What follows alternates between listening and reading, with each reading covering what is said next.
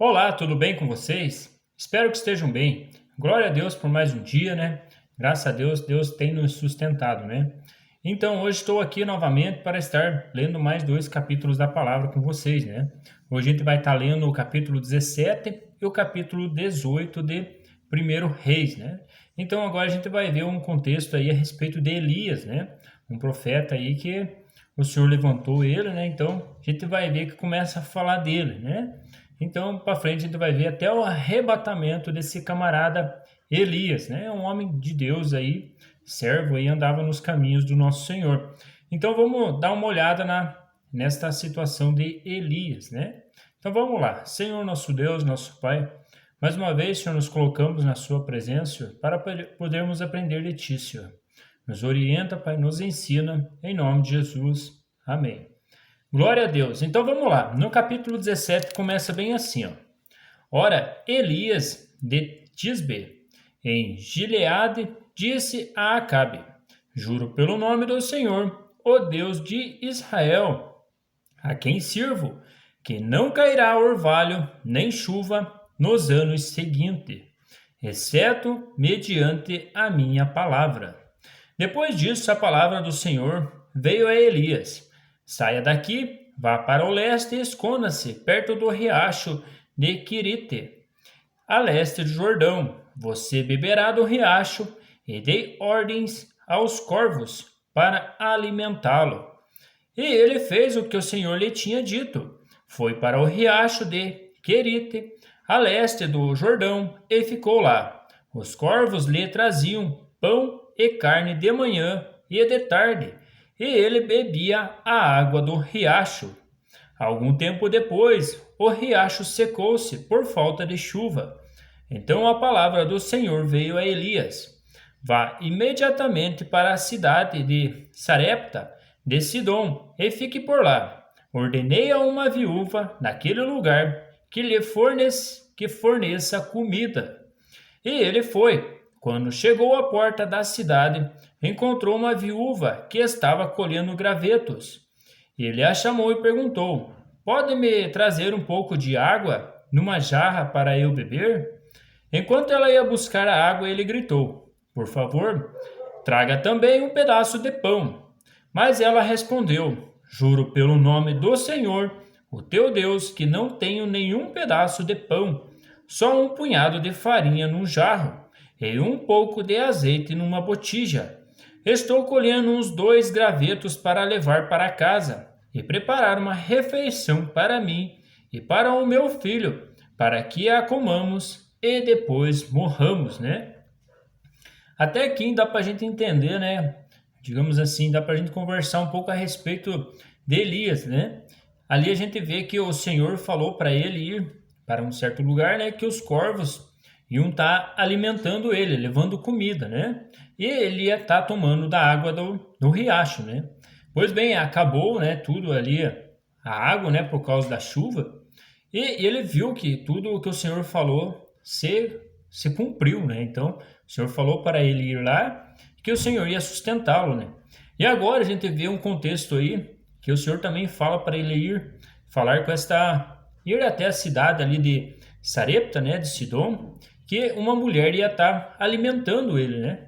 E a gente vê aí que na casa dessa mulher não tinha nada, né? Então, vamos ver aí o que acontece, né? Então, se o Senhor falou, ele cumpre, né? Dá para a gente entender desta forma, né? Então vamos ver. Elias, porém, lhe disse: Não tenho medo. Vá para casa e faça o que eu disse. Mas primeiro faça um pequeno bolo com o que você tem e traga para mim. E depois faça algo para você e para o seu filho. Pois assim diz o Senhor, o Deus de Israel: A farinha na vasilha não se acabará, e o azeite na botija não se secará, até o dia em que o Senhor fizer chover sobre a terra. Ela foi e fez conforme Elias lhe dissera. E aconteceu que a comida durou muito tempo para Elias e para a mulher e sua família, pois a farinha na vasilha não se acabou e o azeite na botija não se secou, conforme a palavra do Senhor proferida por Elias. Algum tempo depois, O filho da mulher, dona da casa, ficou doente. Foi piorando e finalmente parou de respirar. E a mulher reclamou a Elias: Que foi que eu fiz, ó homem de Deus? Vieste para lembrar-me do meu pecado e matar o meu filho? Então a mulher dali, ela pegou e foi falar com ele, né? Olha, o que que aconteceu aí que agora você veio aqui para me trazer condenação, né? A respeito do pecado, bem provável que ela tinha algum pecado ali que ela tinha cometido, né? E deve ter pensado que Elias ali foi para condená-la, né? E o filho dela acabou morrendo por aquela, digamos, pode ser que seja o pecado dela, né? Mas vamos ver o que que acontece, né? Dê-me o seu filho, respondeu Elias. Ele o apanhou dos braços dela, levou-o para o quarto de cima, onde estava hospedado, e o pôs na cama. Então clamou ao Senhor: Ó Senhor meu Deus, trouxestes também desgraça sobre esta viúva, com quem estou hospedado, fazendo morrer o seu filho? Então ele se deitou sobre o menino 3 vezes e clamou ao Senhor: Ó Senhor meu Deus, faze voltar a vida a este menino. O Senhor ouviu o clamor de Elias, e a vida voltou ao menino, e ele viveu. Então Elias levou o menino para baixo, entregou-o à mãe e disse: Veja, o seu filho está vivo. Então a mulher disse a Elias: Agora sei que tu és um homem de Deus, e que a palavra do Senhor, vindo de tua boca, é verdade, né? Então ali, a respeito da morte do menino, só se comprovou, né, que realmente Elias falava da parte de Deus, né? Por várias passagens aí que a gente viu, né? Ali até esse contexto que a gente estava lendo, né? Dá para a gente entender que o que Elias falava se cumpria, né? Até parou de chover, né? No capítulo 18, depois de um longo tempo, no terceiro ano da seca, a palavra do Senhor veio a Elias: Vá apresentar-se a Acabe, pois enviarei chuva sobre a terra. E Elias foi, né? Então dá para a gente entender que está no terceiro ano já de seca, né? Como a fome era grande em Samaria, Acabe convocou Obadias, o responsável por seu palácio, homem que temia muito o Senhor. Jezabel estava exterminando os profetas do Senhor. Por isso, Obadias reuniu 100 profetas e os escondeu em 2 cavernas. 50 em cada uma, ele forneceu comida e água, né? Obadias aí tinha escondido uns profetas aí, né? Certa vez, Acabe disse a Obadias: Vamos a todas as fontes e vales do país. Talvez consigamos achar um pouco de capim para manter vivo os cavalos e as mulas, e assim não será preciso matar nenhum animal. Para isso, dividiram o território que iam percorrer. Acabe foi numa direção e Obadias na outra. Quando Obadias estava a caminho, Elias o encontrou. Obadias o reconheceu, inclinou-se até o chão e perguntou: És tu mesmo, meu senhor Elias? Sou, respondeu Elias. Vá dizer ao seu senhor: Elias está aqui. O que eu fiz de errado? Perguntou Obadias. Para que entregues o teu servo Acabe para ser morto? Juro pelo nome do Senhor, o teu Deus, que não há uma só nação ou reino, aonde o rei meu senhor não enviou alguém para procurar por ti. E sempre que uma nação ou reino afirma que tu não estavas lá, ele o faz jurar que não conseguiram encontrar-te. Mas agora me dizes para ir dizer ao meu senhor: Elias está aqui? Não sei por onde o Espírito do Senhor poderá levar-te quando eu te deixar. Se eu for dizer isso a Acabe, ele não te encontrar, ele vai me matar. E eu, que sou teu servo, tenho adorado o Senhor desde a minha juventude. Por acaso não ouviste, meu senhor, o que eu fiz enquanto Jezabel estava matando os profetas do Senhor? Escondi 100 dos profetas do Senhor em 2 cavernas, 50 em cada uma, e os abasteci de comida e água. E agora me dizes que vá dizer ao meu senhor: Elias está aqui, ele vai me matar. E disse Elias: juro pelo nome do Senhor dos Exércitos, a quem eu sirvo, que hoje eu me apresentarei a Acabe, né? Obadias estava com medo de Acabe, né? De falar que Elias estava ali e de repente Elias desaparecer e Acabe acabar matando ele, né? Então Obadias dirigiu-se a Acabe, passou-lhe as informações e Acabe foi ao encontro de Elias. Quando viu Elias, disse-lhe: É você mesmo, o perturbador de Israel? Não tenho perturbado Israel. Elias respondeu: Mas você e a família de seu pai têm. Vocês abandonaram os mandamentos do Senhor e seguiram os Baalins. Agora convoque todo o povo de Israel para encontrar-se comigo no Monte Carmelo e traga os 450 profetas de Baal e os 400 profetas de Acera, que comem à mesa de Jezabel, né? A gente lê o contexto lá de Jeroboão lá atrás, né? Jeroboão levantava assim profetas e sacerdotes de tudo quanto é jeito, né? É bem provável que tá uma parte aí no meio aí, né? Acabe convocou então todos o Israel e reuniu os profetas no Monte Carmelo. Elias dirigiu o seu povo e disse: Até quando vocês vão oscilar para um lado e para o outro? Se o Senhor é Deus, sigam-no, mas se Baal é Deus, sigam-no.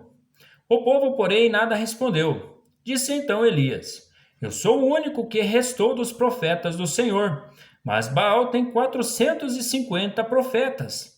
Tragam 2 novilhos, escolham eles um, cortem-no em pedaços e o ponham sobre a lenha, mas não acendam o fogo. Eu prepararei o outro novilho e o colocarei sobre a lenha, e também não acenderei fogo nela. Então vocês invocarão o nome do Senhor, do seu Deus, e eu invocarei o nome do Senhor, o Deus que responder por meio do fogo. Esse é Deus. Então todo o povo disse: O que você disse é bom. Elias disse aos profetas de Baal: Escolham um dos novilhos e preparem-no primeiro, visto que vocês são tantos. Clame pelo nome do seu Deus, mas não acendam o fogo. Então pegaram o novilho que lhe foi dado e o prepararam, e clamaram pelo nome de Baal desde a manhã até o meio-dia. Ó Baal, responde-nos, gritavam, e dançavam em volta do altar que haviam feito. Mas não houve nenhuma resposta, ninguém respondeu. Ao meio-dia Elias começou a zombar deles. Gritem mais altos, dizia, já que ele é um Deus. Quem sabe ele está meditando ou ocupado ou viajando. Talvez esteja dormindo e precise ser despertado.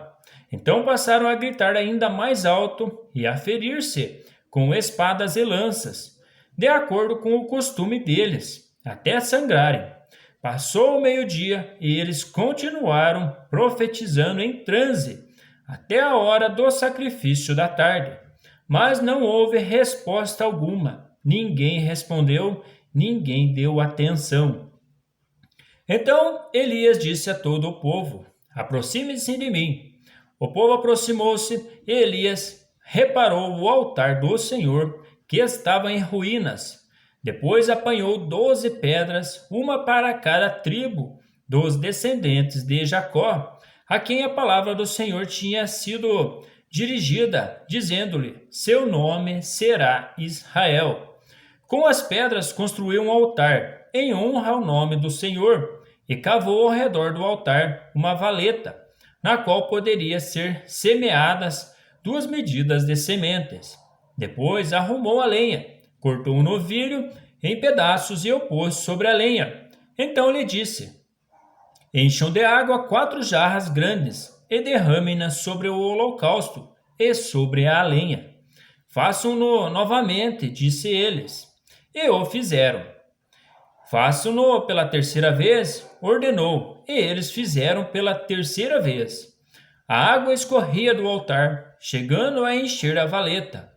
À hora do sacrifício, o profeta Elias colocou-se à frente do altar e orou: Ó Senhor Deus de Abraão, de Isaque e de Jacó, que hoje fique conhecido que tu és Deus em Israel e que sou o teu servo, e que fiz todas essas coisas por ordem tua. Responde-me, ó Senhor, responde-me para que este povo saiba que tu, ó Senhor, és Deus e que fazes o coração deles voltar para ti.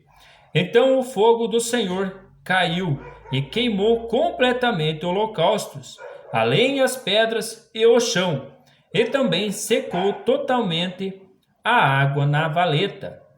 Quando o povo viu isso, todos caíram prostrados e gritaram: O Senhor é Deus, o Senhor é Deus, né? Então, dá para ver que o Senhor se manifestou aí, consumiu holocaustos, né, com fogo, né, assim como Elias tinha falado ali. E também para o povo ver que só tem um Deus, né? Só tem um Senhor que responde, né? Que Baal ali, eles clamavam e se cortavam tudo e não acontecia nada, né? Então, hoje a gente também sabe que é só o nosso Senhor é Deus, e é só o Senhor Jesus aí que morreu por mim, morreu por você, que merece toda a honra e toda a glória, né? No versículo 40 fala assim, ó: Então Elias ordenou-lhes: prendam-no os profetas de Baal, não deixe nenhum escapar. Eles o prenderam e Elias o fez descer ao riacho de Quizon e lá os matou, né? Elias dá para entender também que era um guerreiro, né? Para pegar 400 profetas aí e tá matando ao fio da espada, né? E Elias disse a Acabe: Vá comer e beber, pois já ouço o barulho da chuva pesada. Então Acabe foi comer e beber, mas Elias subiu até o alto do Carmelo, dobrou-se até o chão e pôs o rosto entre os joelhos. Vá e olhe na direção do mar, disse a seu servo. E ele foi e olhou. Não há nada lá, disse ele. 7 vezes Elias mandou: volte para ver. Na 7ª vez o servo disse: uma nuvem tão pequena quanto a mão de um homem está se levantando do mar. Então Elias disse: vá dizer a Acabe: prepare o seu carro e desça antes que a chuva o impeça. Enquanto isso, nuvens escuras apareceram no céu. Começou a ventar e a chover forte, e Acabe partiu de carro para Jezreel. O poder do Senhor veio sobre Elias, e ele, prendendo a capa com o cinto, correu à frente de Acabe por todo o caminho até Jezreel, né? Então, aqui termina o capítulo 18, né? É interessante a gente meditar nesses assuntos, né? Como o Senhor se manifestava, né? Digamos, no Antigo Testamento, através do profeta Elias, né? Ele ouvia, né, o profeta conforme ele estava falando, e também para mostrar para aquele povo de Israel que só tem um Senhor, né? Então hoje a gente também entende, né, que muitas coisas assim o Senhor tem que mostrar, fazer, digamos, milagres, tem que aparecer muitos detalhes, e o povo está profetizando, né? E tá aí para o povo se voltar para Deus, né? Então, onde não há profecia, e o povo se corrompe, né? Então, aí a gente vê que o profeta está profetizando e falando e ia acontecendo conforme o Senhor estava também auxiliando ali o profeta, né? E com nós também não é diferente, né? O Senhor se manifesta, né, através dos profetas para a gente também não se corromper também, né? Mas era isso aí a mensagem de hoje. Um grande abraço, fiquem com Deus e até as próximas leituras. Até mais!